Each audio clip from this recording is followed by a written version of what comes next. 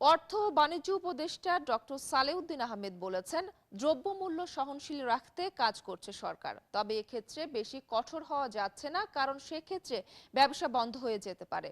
রবিবার সচিবালয়ে বাণিজ্য মন্ত্রণালয়ে সাংবাদিকদের তিনি আরও জানান, দেশ থেকে পাচার হওয়া অর্থ ফিরিয়ে আনতে টাস্কফোর্স গঠন করছে সরকার, আর এনবিআর এর সংস্কারের কথাও ভাবা হচ্ছে। অন্তর্বর্তীকালীন সরকারের 1 মাস পূর্তি উপলক্ষে এক সংবাদ সম্মেলনে তিনি আবারও বলেন, ব্যাংক সহ অন্যান্য আর্থিক খাতে সংস্কারের কাজও চলছে।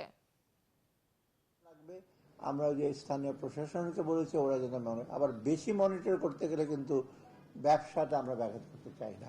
এটা কমবে, ডেফিনেটলি কমবে, একেবারে চট করে কমে যাবে না। তবে আমরা যদি সেগুলো অ্যাকশনগুলো নিয়েছি, ওটা ভোক্তা সাধারণ মানুষের যাতে এই যে কোনো কষ্টের ইসে না হয় সেটা আমরা চেষ্টা করব। এগুলো তো ফর্মালি টাস্ক ফোর্স একটা হবে টাকা ফিরে আনার জন্য, আর বাকি ব্যাংকিং সেক্টর একটা টাস্ক ফোর্স করবে ওই দুটো। আর এনবিআর এর সংস্কারের ব্যাপারে তো আমরা একটা ইমিডিয়েটলি আমরা একটা টাস্ক ফোর্স করবো।